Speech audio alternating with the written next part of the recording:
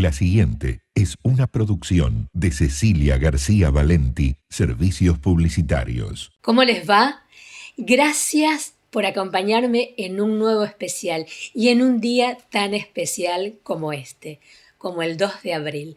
Vamos a tener 3 protagonistas, ¿sí?, de la gloriosa Fuerza Aérea Argentina, ¿sí? Rusticini, Ozán y Cruzado. En este programa que se llama Cóndores y Malbones 2. Los enemigos nos quieren ver caer, por eso atacaron ayer.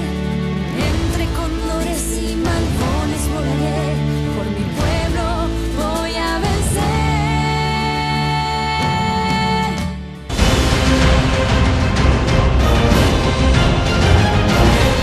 La guerra la diseñó la Marina, la Armada Argentina.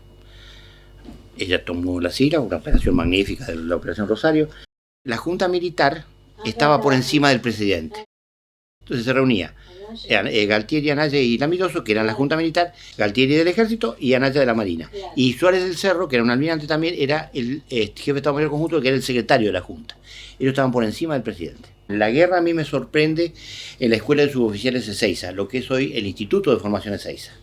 Como jefe del Escuadrón de Instrucción, tenía a mi cargo 4 compañías con 450 aspirantes varones y una compañía de damas con 110 mujeres. Caigo allá a Malvinas y ahí me di cuenta por qué había ido. El jefe de la base, el entonces Comodoro Destri, le dan una lista con el personal de la base formada por escuadrones. Entonces tenía el jefe de operaciones, el jefe del escuadrón aéreo, el jefe de técnico, el jefe de artillería, el jefe del radar, el jefe del GOE, todo. Y no tenía el escuadrón servicios. Para ser gráfico, es la sirvienta de la base. El escuadrón servicios tiene las instalaciones, comunicaciones, transporte, abastecimiento, o sea, toda la comida, vestuario, armamento, toda la logística, servicio de pista, contraincendio, la terminal aérea. Entonces, cuando el Comodoro Destri le pregunta al Comodoro Lascogui, le dice: che, Juan, porque son compañeros y muy amigos, me falta un jefe del escuadrón servicio, llévalo al Rusti. El Rusti soy yo. Y ahí fui, gracias a él. Esto siempre lo digo. ¿Por qué? Porque hay una razón lógica.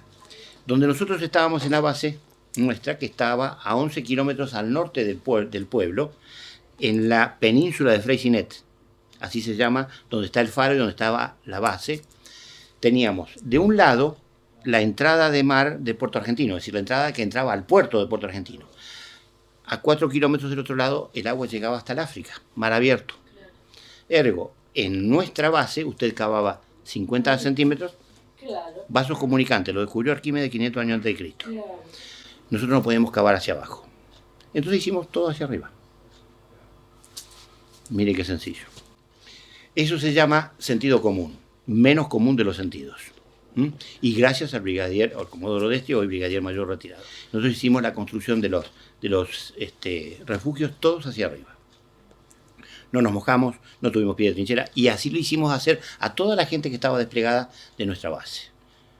Los enemigos nos quieren ver caer, por eso atacaron ayer. Entre cóndores y malbones volaré, por mi pueblo voy a vencer.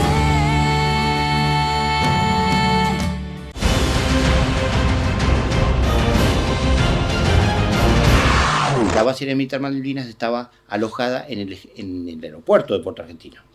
Una base con una aeroestación, con todas las comodidades de una aeroestación pequeña, una pequeña plataforma que cabían 3 aviones Hércules, muy ajustados, así que muy pequeña. Y la pista tenía 1200 metros de largo por 37 de ancho. Sacar donde no hay para poner donde no cabe. Eso tuvimos que hacer en Malvinas, porque en Malvinas no hay nada, ni siquiera árboles. Porque en Malvinas no hay árboles, ergo no hay leña. ¿Entiendes? En el medio de esto, o sea, el día 15, 16 de abril, se arma la base aérea militar Cóndor, en Darwin, 110 kilómetros al sur. ¿Por qué? Porque los aviones Pucará estaban destinados en nuestra base. Nuestra base en esa pequeña pista recibía un avión descargando, un avión despegando, 3 en la plataforma, es decir, un avión aterrizando, 3 en la plataforma, 1 despegando y 5 esperando. Desde el 2 de abril hasta el 30 de abril. Donde la gente que nos conocía y todo eso, no se explicaba cómo entre avión y avión distribuíamos toda la carga. Habida cuenta de que un Hércules le trae 20 toneladas de carga, más o menos. 3 Hércules, 60 toneladas de carga. Nosotros nos llevaba cada avión descargarlo y sacarle combustible, porque teníamos que alijarlo para tener nuestro combustible para los aviones. No íbamos a utilizar la planta de YPF porque era un blanco muy rentable para los ingleses. Así que lo teníamos en tambores, en la base, despacharlo rápidamente al avión y hacer entrar otro nuevo. Y así durante todo el día. El combustible que poníamos en tambores a la tarde lo desparramábamos en unas pequeñas zanjas que había a los costados de la pista. 550 tambores de 200 litros. No me rompieron ni uno. 550 tambores de 200 litros lo desparramamos. Me acuerdo como si fuera hoy. En los pallets del avión me entraban 11 tambores. Con la Terex íbamos, los desparramábamos y volvíamos a cargarlo. Mientras tanto, la carga que no había quedado remanente a distribuirla a la gente que le correspondía.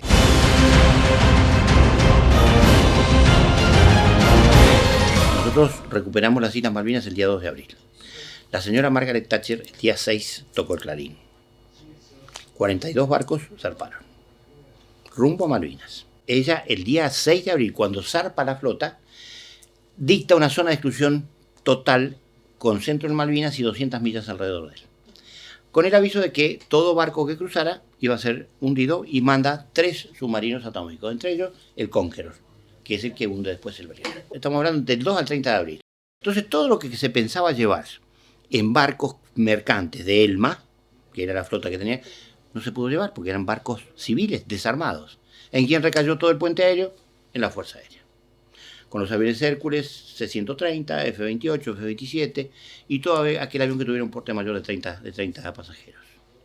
Entre otros, Aerolíneas Argentinas, Austral, todo el mundo contribuyó a traer cosas, hasta leña.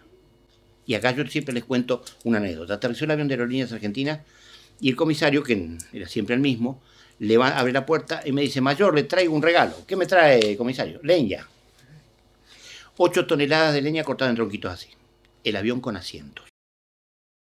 Así que hicimos un carrusel conmigo a la cabeza, entrando por la puerta de atrás con los bracitos así y bajar con la leñita por delante.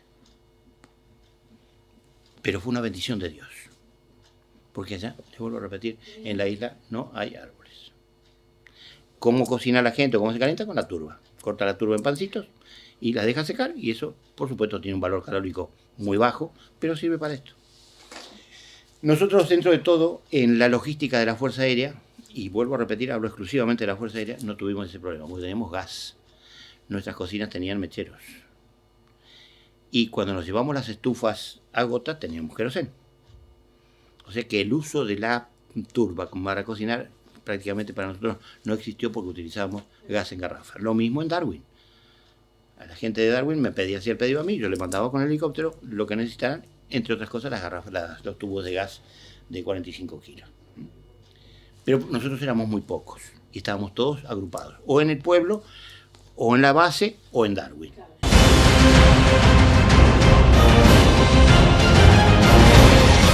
Teníamos la aeroestación pequeño, ¿no es cierto?, donde estaba instalada la base. En la época previo al conflicto, atendía 2 aviones de la ADE por semana. O sea que con toda la furia tenía servicios para 60 pasajeros de ida, 60 pasajeros de vuelta, 120 pasajeros. Un baño para damas y un baño para caballeros. Nosotros éramos como 2000 y los baños no daban abasto. En mis correrías por los aledaños de la base me encuentro una cámara séptica. La destapo, acá está. ¿Cómo la destapo? Bien. Dentro del universo de cosas que me habían dejado, hay un aparatito que se llama Ground Turbine Compressor, GTC, para los aeronáuticos. Este es un compresor para hacer arrancar las turbinas del avión. Las turbinas arrancan con aire comprimido. Pasa un suboficial y le digo: che, Pato, le digo, ¿qué presión tiene el...? Entonces me mira diciendo: ¿qué está por hacer? Decime qué presión tiene. 400 bares, me dice. O sea, 400 libras por centímetro cuadrado. ¿Y podés regularla? No. Pues sabés, esto para hacer arrancar una turbina. 400 bares, 400 bares. Dale 400 bares. Todavía deben estar destapados los baños. Teníamos problemas de almacenamiento de comida. Allá la gente piensa, hay una temperatura baja. No, la carne se pudre como la mejor, si usted no la guarda en la heladera. ¿Qué hacemos? Entonces un compañero mío, que era el jefe del escuadrón construcciones, me dice, mirá, en el grupo abastecimiento de Palomar hay un freezer portátil, así, que desde 2 toneladas, vos que lo conoces al Brigadier Crespo, decirle que te lo mande. En el primer avión, el primero que se bajó fue un suboficial empujando el freezer. Entonces, nosotros teníamos el pleno convencimiento que necesitábamos algo y lo pedíamos a la Fuerza Aérea Sur, y en el primer avión estaba.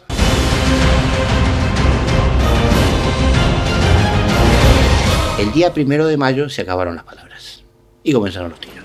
Ahí está la bandera argentina que sigue flameando en el humo, entre el destrozo, sin haber sido dañada ni, por supuesto, arriada. Mayor Rusticini, usted estuvo aquí cuando comenzó todo. Sí, señor. ¿Qué sucedió? Bueno, aparentemente 2 aviones Harrier de la Royal Navy nos atacaron, hicieron un reguero de bombardeo en sentido transversal de la pista, no longitudinal. Y de acuerdo a lo que pude recorrer yo, encontré 8 cráteres de bombas en la zona, digamos, noreste de la pista, ¿no es cierto?, donde nosotros tenemos enclavado el bivac. Eso fue a las 5:30 de la mañana.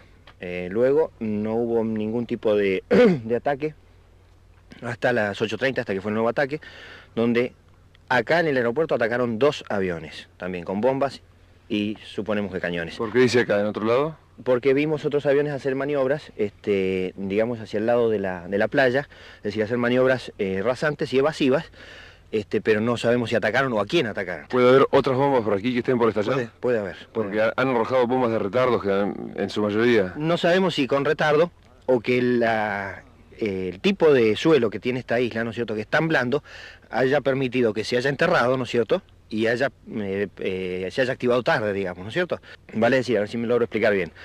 El avión tiró la bomba, ¿no es cierto?, con espoleta instantánea, para que estallara instantánea, pero lo blando del terreno le permitió introducirse dentro de la tierra, ¿no es cierto?, y va a estallar después porque ha quedado sensibilizada. Y lo peor de todo es, que siempre lo cuento, es haber encontrado a mi soldado muerto. En el bombardeo de las 5:40 de la mañana, las 4:40 de la mañana, mueren 2 soldados. Los 2 primeros mártires que tiene la Fuerza Aérea.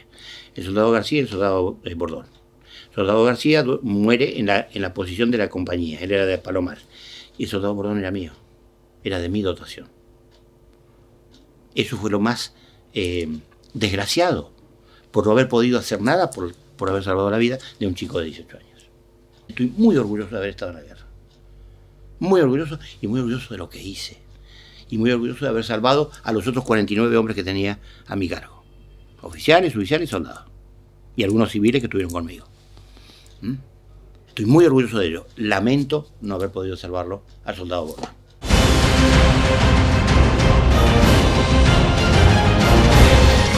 En las Islas Malvinas no hay agua potable. Todo el agua, por eso tiene 2 enclaves poblacionales. Puerto Argentino y Darwin. ¿Cómo se potabiliza el agua? Con una planta, porque resiste a la pildorita que hacen los camperos. La resiste, porque tiene cianuro de potasio el agua, que la toma de la turba. El 10, 11 y 12, un gran duelo de artillería entre las 2 artillerías. Nuestra, ¿no? Todo el día tiroteándose con cañones de 155, de 105, y yo. Los ingleses respondían y esto. Un proyectil de los ingleses estalla arriba de la planta potabilizadora. Muere la única Kelper que murió, que era la mujer del que la atendía. No había agua para nadie. Bueno, nosotros teníamos nuestro bandancito lleno, así que siempre tuvimos nuestra reserva de agua para tomar mate, cocinar lo que fuera. Se produce la capitulación, entonces volvemos todos el único lugar donde era posible mantener a los prisioneros de guerra era en la base nuestra. ¿Por qué? Porque tenía un solo caminito que tenía 400 metros de ancho, el espacio, incluido el camino, que estaba minado y era el único lugar donde se podía salir, porque el resto era agua. Entonces ahí los ingleses establecieron un checkpoint hasta que vinieran los barcos a llevar a los prisioneros. Vienen los barcos, entonces empieza el checkpoint ese, estaba a cargo de un capitán, como se llaman los boinas rojas de la elite de la reina, y había que pasar grupos de 200. Y como son los ingleses, ni 199 ni 201, 200. Por supuesto, nosotros éramos un número primo, divisible por sí mismo y por la unidad, nada más. ¿Qué hacemos? Le digo al brigadier Destri, le digo, señor, ¿usted sabe hablar inglés? Bueno, le dice al capitán que nosotros somos un número, éramos 437, qué sé yo. Que somos un grupo. Entonces, mire usted, también, esta es una anécdota graciosa. El brigadier Destri, que venía de haber volado en la 4B y tenía el escudo de la 5ª Brigada, el halcón, acá. Se pone la campera de vuelo y allá va. Allá se fue. Y me cuenta el brigadier, dice que se bajó el salto. Cuando lo vio, el capitán pegó un salto y vio el escudo y los ojitos le quedaron chiquitos. Chiquititos. Se presentó como si fuese el general Moore, el capitán. Entonces dice, mire señor, dice, yo soy el comandante de la base, soy de la Fuerza Aérea Argentina. ¿Qué necesita, señor? Dice, lo que usted necesite. Mire, no somos un número, ningún problema. Cuando lleguen ustedes pasan todo. Efectivamente, todos juntos. Eso fue. Fuimos a un lugar que era una carpintería. Grande, estábamos ahí todos alojados, pero no teníamos agua. Todos los aeronáuticos estábamos ahí. Entonces, del lugar donde estábamos nosotros, que tenía puerta, por supuesto, porque era una carpintería de los Helper, hacía un espacio no mayor de media calle, había un depósito que parecía de los ingleses. Los ingleses nos habían dejado la pistola a los oficiales y a los oficiales mayores. Jefe dice, mire, y miramos para allá, y en el depósito había 2 packs, ¿no es cierto? ¿Qué parecía los packs de agua Villavicencio, veo? ¿Qué pasa si nos choreamos los packs? Negro, le digo, más de fusilarnos no va a pasar, porque somos prisioneros de guerra. Listo, usted mire para allá, usted mire para allá, y se fueron rajando los dos, y vinieron con 4. Solución fisiológica salada. Mire usted, mire lo que es el ingenio, ¿no? Bueno, ¿y qué hacemos con esto? Y viene el ahora suboficial mayor retirado, Oteo, enfermero de la compañía. Jefe, ningún problema, hacemos un alambique. Así que con todos los cañitos de los sachets, claro, hizo todo un enrollado. Le metimos los 200 saquitos que nos habían, los 200 sachets que nos habíamos robado, los hervimos, agua destilada del otro lado. Tomamos agua, cebamos mate, todo, y claro, porque había soldaditos que estaban resfriados, tenían sed, pero no había agua para nadie. Mire cómo solucionamos el problema del agua.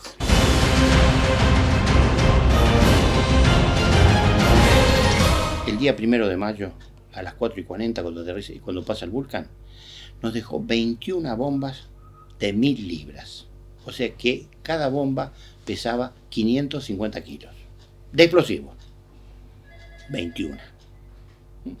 Cada pozo de esos que hizo medía más o menos unos 18 a 20 metros de diámetro por otro tanto de profundidad. Que es el pozo de la bomba. El primer bombazo que cayó el 1 de mayo cae en el 1,600 de la pista. Justo la mitad. Pero un poquito corrida, es decir, que el centro de la explosión estuvo en la banquina. Pero semejante agujero lastima la pista con unos 15, 17 metros. El grupo de construcciones, con sus máquinas, tapa inmediatamente el pozo y le pone cemento fraguado rápido. A las 10 de la mañana la pista estaba operativa de nuevo. Que el pozo ese que se tapa, cuando le ponen el cemento de fraguado rápido, queda con un color diferente que el resto de la pista. Queda más oscuro. Pero nosotros dibujamos 3 agujeros más con barro. Los ingleses tienen fotografías de los daños de la pista, son las manchas de barro.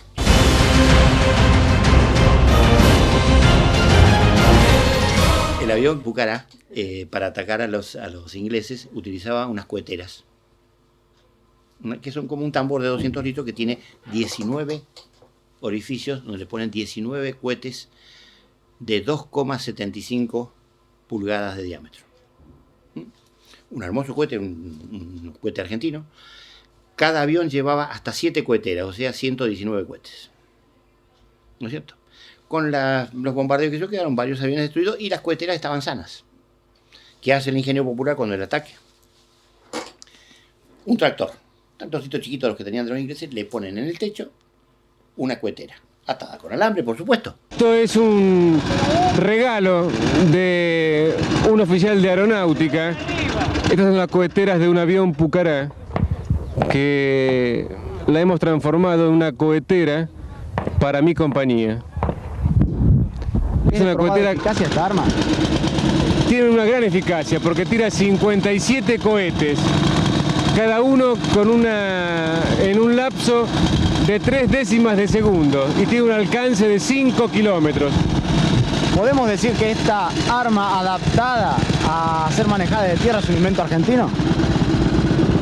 Es absolutamente un invento argentino, esta cohetera adaptada para tierra. El lanzamiento de los misiles del avión funciona con 24 volts. Las baterías de los autos tienen 12 volts, ¿no? 2 baterías. Entonces, apuntó un visor adelantado, ¿no es cierto?, con un prismático. Entonces decía, bueno, lo miraba al tractor y decía, un poquito más a la derecha, un poquito más a la izquierda. Entonces el tractorista mojaría. Listo, dale. El de atrás, con la batería, Bueno, y eso mismo hicieron sobre un gallinero y sobre un tobogán, con los lanzaderas. Cuando se produce la capitulación de Darwin, lo primero que pregunta el inglés que llegó ahí, ¿dónde estaba la batería misilística? Cuando vio lo que era, el tipo sabe un tiro dónde se quería pegar, ¿no? El mismo enemigo dice, Dios, ¿no estaré perdiendo esta guerra? Veíamos a los pilotos argentinos aparecer por todos lados. No sabíamos de dónde aparecían. Aprendimos a respetarlos. Eso dice el enemigo. Como dice Wilbur Smith en sus libros cuando escribe, si tienes pensado patearle el trasero al león, tienes que pensar en que tienes que tener una espalda suficiente para aguantar los zarpazos. La Fuerza Aérea Argentina no solo le pateó la cola el trasero al león, le pisó la cabeza, le pateó la trompa y todavía les está ardiendo. Papá, ¿qué es rendirse? No sé, pertenezco a la Fuerza Aérea.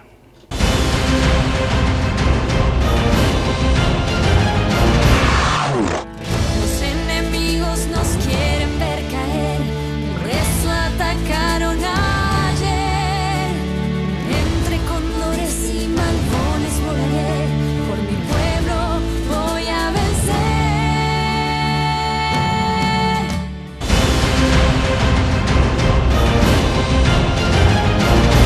Yo en ese momento formaba parte de la Tercera Brigada Aérea en Reconquista Santa Fe. Formaba parte del Escuadrón Pucará. El 8 de abril lo que se realiza desde Reconquista es el traslado de los otros 8 aviones para completar los 12 que sería el escuadrón completo que iba a desplegar después a Malvinas. Entonces ahí me designan a mí como parte del escuadrón operativo y ya vamos con más tripulaciones. Primero desde Reconquista a Comodoro Rivadavia y luego en un proceso que se inicia a partir del 26 de abril, cruzan 6 aviones y por un problema técnico el 27 cruzan los últimos 2. Y ahí se completan con los primeros 4 que estaban desde el 2 de abril, más los 6 que iban el 26 y los 2 que llegan el 27, los 12 aviones completos que iban a estar para operar en las islas, que sería la unidad del Escuadrón Aeromóvil Pucará. Estábamos asentados en Puerto Argentino, pero Puerto Argentino estaba el movimiento de aeronaves que había, ya sea por la parte logística que venía desde el continente, era bastante intenso. Con lo cual nosotros veíamos y ya el Estado Mayor que funcionaba en las Islas Malvinas había tomado la decisión de trasladar a un nuevo aeródromo al Escuadrón Aeromóvil Pucará. El sistema de arma Pucará puede operar desde pistas no preparadas o semipreparadas.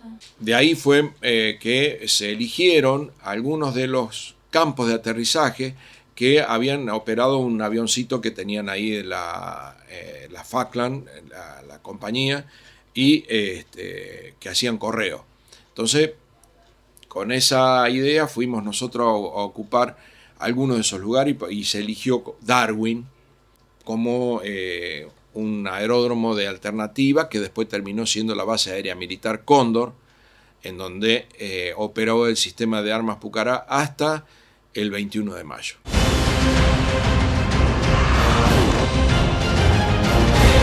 El 1 de mayo nos sorprende, estábamos nosotros en el lugar de alojamiento que teníamos, estábamos todo el escuadrón juntos, suboficiales y oficiales.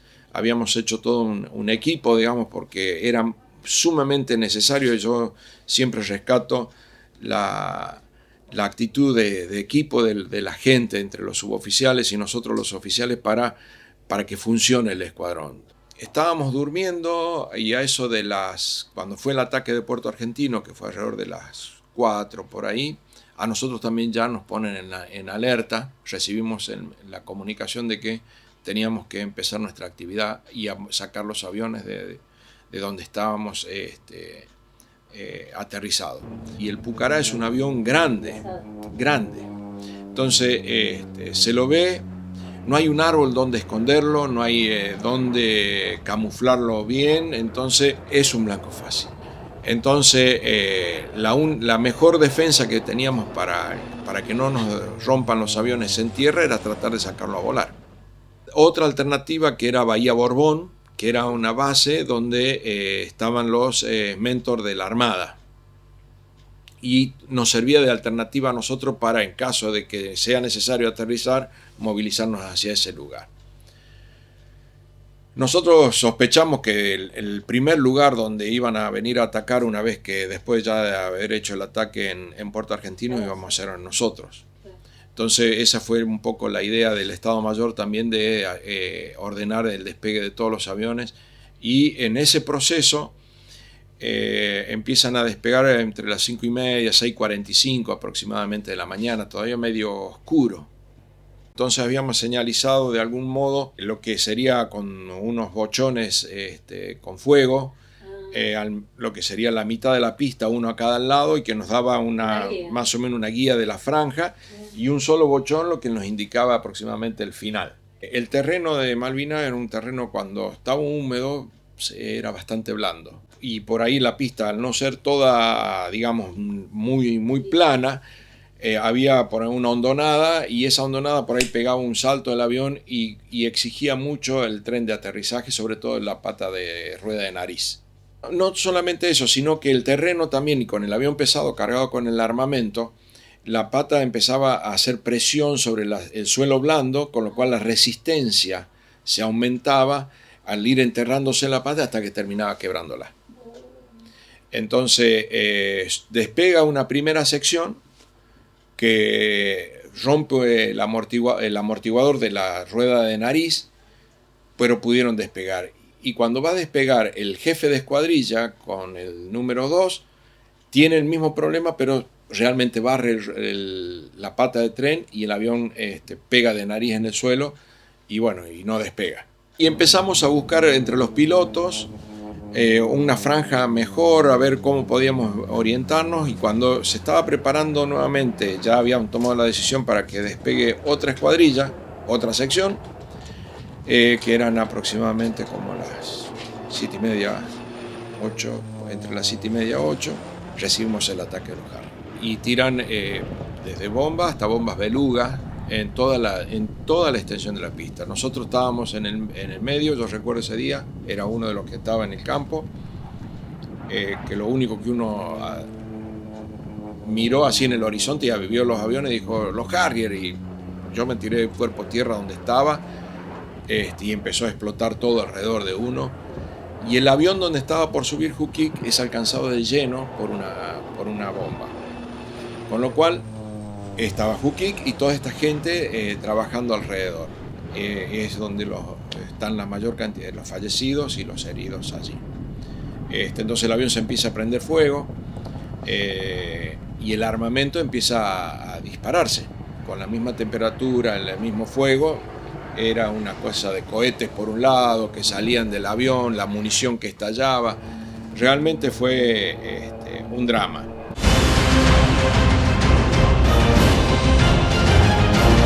Esperamos hasta el 21 de mayo, que se produce el desembarco en San Carlos, con lo cual Darwin ya deja de ser la base de operaciones porque San Carlos estaba muy cerca. El 21 se produce una serie de operaciones de aéreas que, cuando estaban desembarcando y demás, lo derriban ahí al mayor Tomba, escapa el primer teniente Michelou de un ataque en el cual estaba volando con Tomba, y a Tomba lo derriban los Harrier, y Michelou se le escapa y aterriza en Darwin. Pero también lo derriban a Benítez, al capitán Benítez, y el numeral de él aterriza en Puerto Argentino. y ya el fuego de las fragatas que entraban por el canal San Carlos estaba al alcance alcanzaban Darwin, o sea que era totalmente ya imposible seguir operando desde ese lugar. Entonces ahí se toma la decisión de redesplegar los aviones nuevamente a Puerto Argentino. Y yo con el teniente Jiménez salgo con una sección, somos los últimos 2 aviones que llevamos desde Darwin a Puerto Argentino. Y ahí empezamos a operar. El 28 de mayo el escuadrón empieza a realizar una actividad bastante movida desde la mañana temprano, porque los ingleses ya habían rodeado Darwin y evidentemente se hacía sumamente necesario el apoyo aéreo a las fuerzas de superficie, que era parte de nuestra misión, para tratar de evitar que cayera Darwin o realizar todo lo que sea posible para evitar la caída. Y así empiezan desde la mañana con una meteorología muy adversa a despegar los aviones. Estábamos hablando de no más de 50 metros de techo, por ahí. Nosotros llamamos techo al techo de las nubes, digamos, la distancia de las nubes al suelo. Con lo cual era una operación complicada, digamos. Y así fue que a la tarde, dentro de los pilotos que quedábamos disponibles, me toca a mí, por plan de vuelo, formar una escuadrilla en el cual estaba el primer teniente Navarro, el primer teniente Michelú y yo. Las tropas estaban presionando considerablemente a nuestras fuerzas en Darwin. Integrando una sección con el teniente Cruzado, despegué a enfrentarlos. En ese momento fueron 2 veces que estábamos en el proceso de poner en marcha el avión y sonaba la alarma aérea y el mecánico o en ese momento estaba muy cerca de los aviones, en el caso conmigo el mayor Argente, que era un ingeniero y que estaba parte de la técnica, digamos, del mantenimiento de los aviones, que decía corten abajo, vamos al refugio. Terminaba la alarma, volvíamos al avión, volvíamos a empezar y salimos. Eso lo pasó 2 veces hasta que pudimos despegar, al fin. Ahí ya llegamos con el primer teniente Michelú adelante, él con bombas napalm y yo con cohetes cargados en el avión. Volando bajo, bastante bajo, porque no cabía ninguna duda que era nuestra defensa, y con la referencia que teníamos de dónde estaban los ingleses físicamente ya rodeando Darwin, entonces sabíamos dónde tener que buscar. El primer teniente Michelú hace su pasaje y yo intento levantar un poco, porque realmente para tirar cohetes lo que uno necesita es un determinado ángulo, porque no puede tirar rasante porque si no el cohete sale derecho adelante, tiene que tirar con determinado ángulo de picada que le llamamos, con lo cual con ese ángulo de picada, si bien puede ser poquito, pero claro, porque si uno toma mucha altura queda más expuesto a los misiles o al armamento del enemigo. Tenía entonces que levantar un poco, tirar y volver Yo hago una ráfaga de cohetes y siempre me acuerdo que nosotros teníamos, al tener el aeródromo ahí, también teníamos gente que nos comunicaba vía VHF, y siento la voz del operador que había estado con nosotros y dice: sigan tirando que están ahí. Me tiraron de todos lados, digamos. Lo que sentía dentro del avión fue, yo siempre digo y utilizo el ejemplo como para graficarlo, ¿vio cuando uno camina sobre vidrio? El crack crack era lo que me sucedía del costado derecho del avión. Estaba recibiendo impactos, digamos, me estaban pegando. El Pucará tiene el panel de fusibles eléctricos del avión, no tiene todo acá a la derecha. Y empezó a salir humo de ese panel de fusibles también, o sea que algún descalabro eléctrico debe haber causado algún impacto o lo que sea. Como consecuencia de ello, de los misiles, más el fuego que uno ha recibido, lo que yo sí, como consecuencia grande y que me obliga a tomar la decisión de abandonar el avión, es que cuando intento salir hacia el lado izquierdo, venía todo el impacto yo sentía del lado derecho, quiero salir hacia la izquierda, el avión no me responde. Con lo cual no me dejó alternativa más que eyectarme, digamos. Los 2 aviones habíamos recibido mucho fuego, Michelú también recibió muchísimo fuego. Durante el viraje de salida comprobé que mi numeral se había eyectado en la línea de combate. Tiempo después, ya en el continente, pude experimentar la alegría de reencontrarme con mi numeral, solo comparable a la de aquel que puede reencontrarse con el camarada a quien había dado por desaparecido. Y caigo sobre ellos, sobre los ingleses, directamente porque estábamos atacando ahí, o sea que yo cuando no tengo la sensación primero, todos me preguntan por ahí, ¿tuviste la sensación de estar colgado en el paracaídas?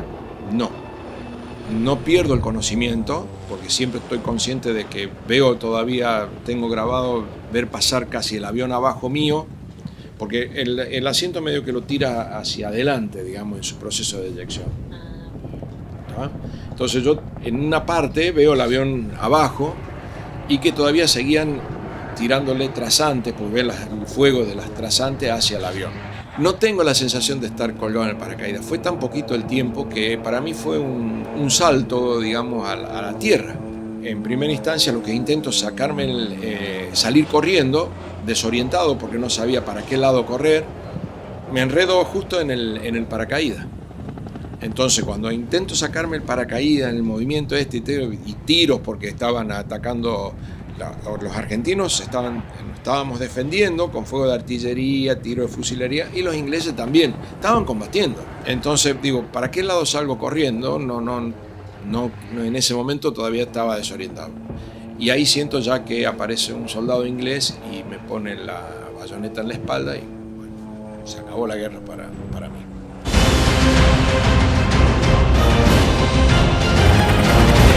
En medio de la adrenalina del combate, porque ese es el escenario también, estaba muy, muy nervioso y recibiendo fuego del lado argentino, digamos. Lo que yo siento ahí es que aparece un suboficial que es el que tranquiliza la situación. Todo esto, vuelvo a decir, son minutos. Y lo aparta él, lo saca de ahí, y con el cual el suboficial me quita el armamento que yo tenía, que era una pistola, y bueno, y ahí empieza mi carrera de prisionero. Entonces me empieza un movimiento hacia la retaguardia de ellos en el medio del fuego argentino, digamos, de defensa. Con lo cual uno ve las distintas, y ahí empiezan las actitudes que uno valora en el momento, ¿no? Ellos, obviamente por conocimiento y experiencia, van mirando cuando los disparos de artillería venían cerca de donde yo me estaba moviendo con él me empujaba, se tiraba cuerpo a tierra al lado mío y me cubría. Y así me fue sacando hacia atrás. Y ahí me lleva a un lugar donde ya había un grupo de prisioneros del ejército argentino, por lo que me entero, yo estaba aparte, a mí me habían puesto aparte con guardia permanente, o sea que no me podía mover tampoco de ese lugar. Y al otro día a la mañana empiezan a separar por grupos a los prisioneros que estaban. Aquellos grupos de prisioneros que podían manejarse por sí mismos, caminar para un lado. Los que no podían caminar o tenían algún problema o lo que sea, los iban a ir trasladando hacia un buque hospital. Pero en ese momento a mí me separan y me dice, usted puede, yo me pongo como que puedo caminar. Y me dice, no, usted quédese ahí nomás, solo como estaba. Y a mí me vienen a buscar en un helicóptero. Entonces me llevan desde ahí, de esa donde pasé la noche, en un helicóptero hacia el frigorífico.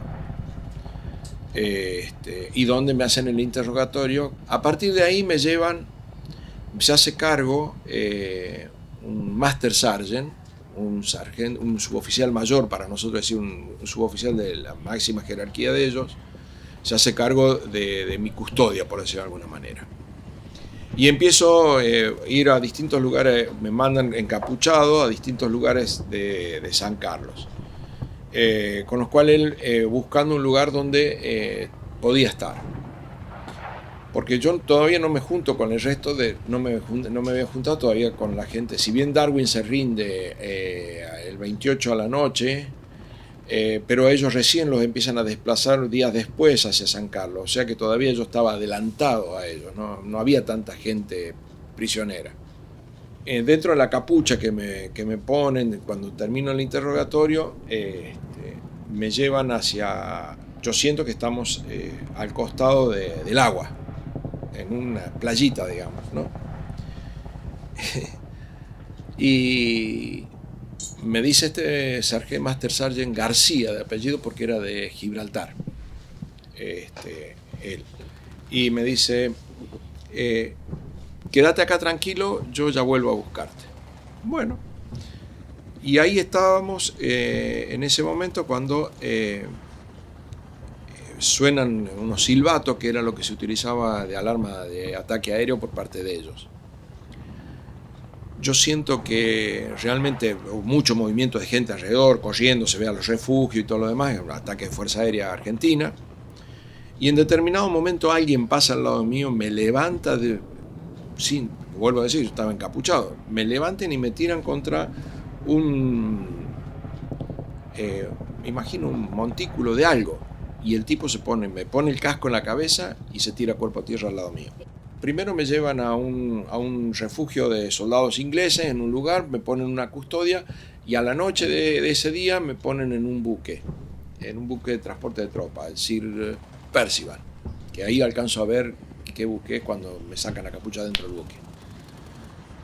Y ahí paso la noche. Paso unos días en San Carlos también y de ahí me llevan a otro buque que es el Norland Hull, que era un ferry, en donde nos entregan en Montevideo.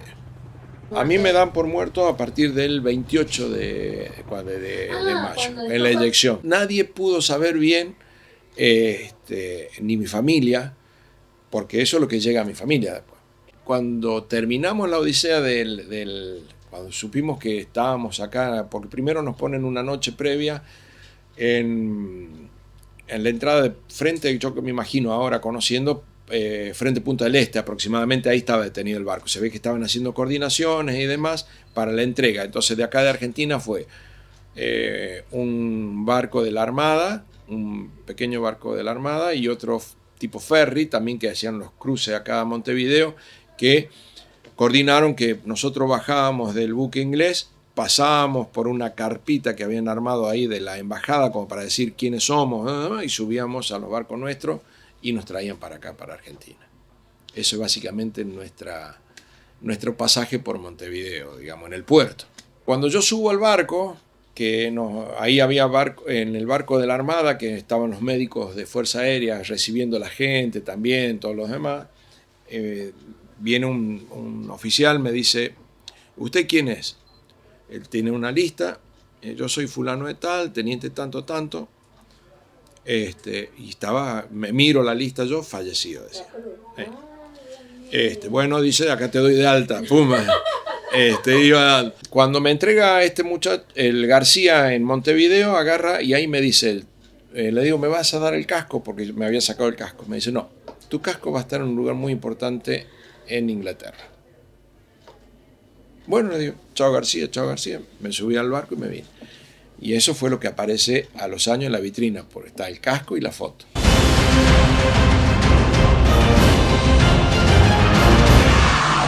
Los enemigos nos quieren ver caer, por eso atacaron ayer. Entre cóndores y malvones volaré, por mi pueblo voy a vencer.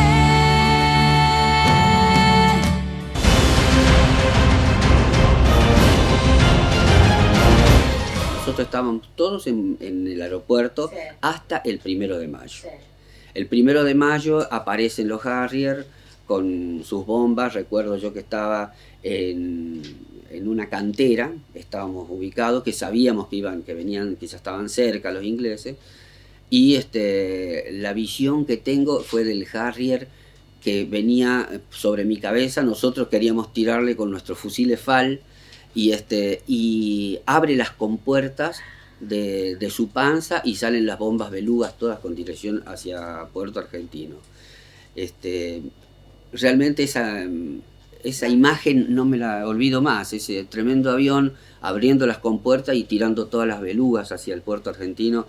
Después del 1 de mayo, sí, nos fuimos hacia el lado de Puerto Argentino. Algunos, otros quedaron en el aeropuerto para acompañar a los aviones C-130, hacer seguridad, dar instrucción a los soldados, minar las playas, etcétera, ¿no? Cierta cantidad de actividades que teníamos para hacer. Lo importante de todo esto es que solamente perdimos un hombre. Este hombre, el capitán Castañari, es lo que nosotros llevamos siempre en el corazón, porque es el que nos dio el ejemplo. Era el segundo en antigüedad, yo era el tercero en antigüedad del grupo, que éramos 29 nada más del grupo. Después 4 de los del grupo, perdón que me cambie un poquito, los 4 del grupo se fueron a acompañar los prisioneros ingleses el 2 de abril hacia Uruguay, en un avión que se fueron entregados en Uruguay y de allí se iban a Inglaterra. Esos 4 hombres se quedaron, entonces quedamos 26. Y de los 26, 14 fuimos designados para operar en el terreno y los otros 12 quedaron en Puerto Argentino para asegurar el Puerto Argentino y darle defensa, ayudar a los aviones C-130 que venían en alerta roja, en alerta amarilla, en alerta violeta, que era el bombardeo naval. Mientras bajaban todos los elementos, ellos ayudaban a bajar los elementos o guiaban al avión al aterrizaje. Bueno, todo este tipo de actividades hacíamos en Puerto Argentino con nuestros 12 hombres. Y los 14 que fuimos a operar en el terreno hacíamos otro tipo de actividades en el terreno, acorde a las misiones que había que cumplir, ¿no?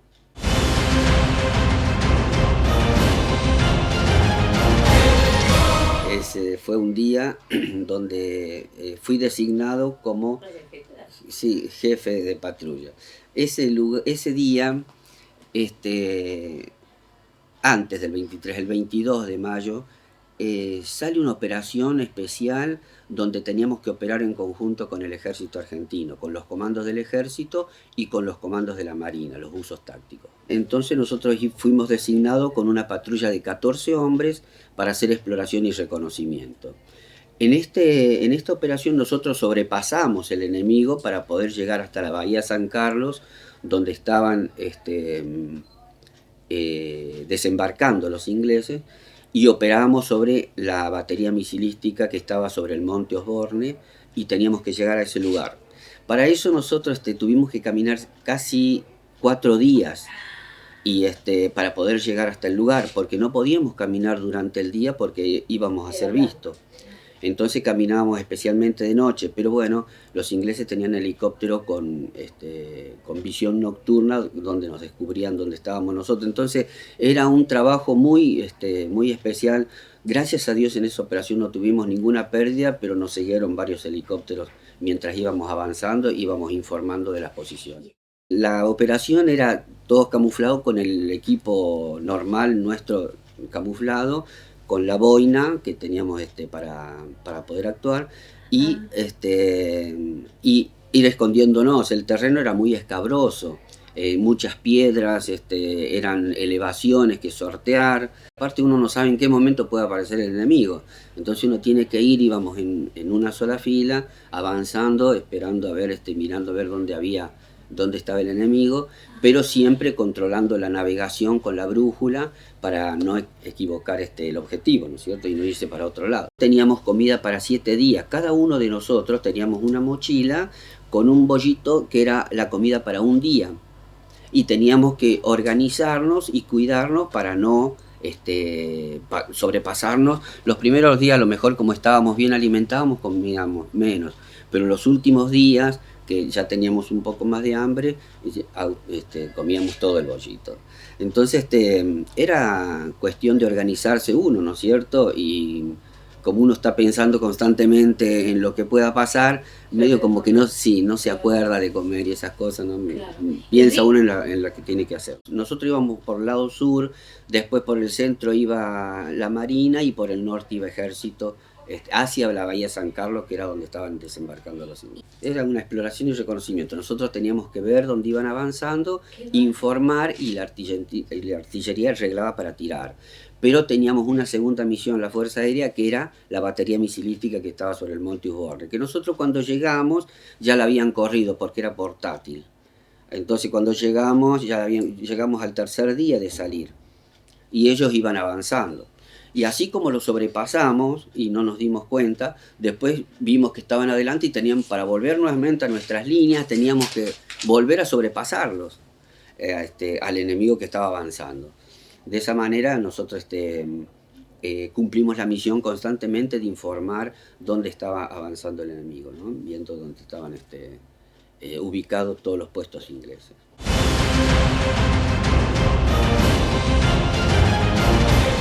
El 29 yo estaba, habíamos quedado con una pequeña cantidad de gente en el puesto de abastecimiento que no fue traído hacia Puerto Argentino. El helicóptero que nos va a buscar al finalizar la patrulla, que fue el 28 más o menos, pudo rescatar nada más que 10 u 11 personas nuestras. Y nos quedaron 3 hombres que son los que estaban en el puesto de abastecimiento.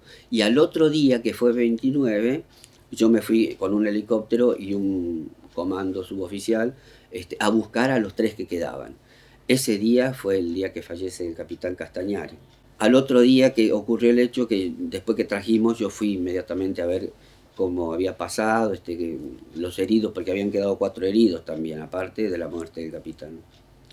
Y recuerdo una cosa que nunca más voy a olvidar, yo traía la boina, porque quedaba la boina con una boina similar a esta, que yo siempre la llevo en el recuerdo. Quedaba la boina del capitán Castañari, que yo se la quería traer a la familia. La familia estaba compuesta por 5 hijos y la señora, y era una pena ver cómo esa familia iba a organizar su vida a partir de ese momento sin el capitán Castañari, ¿no? Entonces yo le llevaba el recuerdo de la boina, pero bueno, la boina tenía restos de masa encefálica porque le había sacado la mitad de la cara al capitán. Y bueno, y después, como se echó a perder, solamente saqué el escudito y lo traía. Ese escudito que traía, después cuando iba pasando la requisa a los ingleses, cuando caemos prisioneros, me lo quitan los ingleses y no lo pude traer.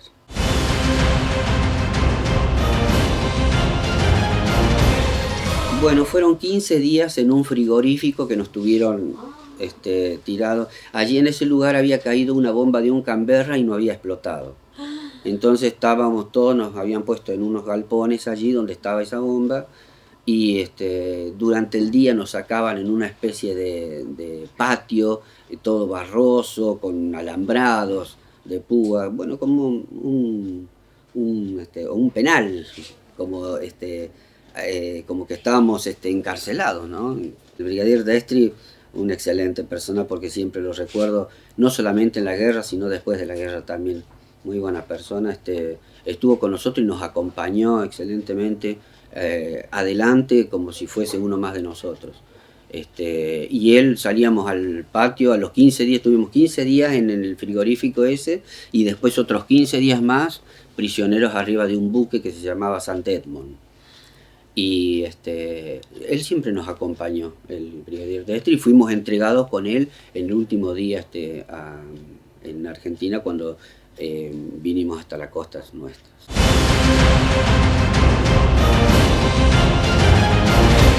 Yo creo que los ingleses son expertos en la guerra y saben en qué momento actuar y en qué momento estar tranquilos, y son señores de la guerra. Yo creo que no hemos padecido ninguno de los que estuvimos prisioneros, ningún golpe, o por allí si alguno tomó o dijo algo no correspondiente o faltó el respeto, por allí sí lo trataron algo mal.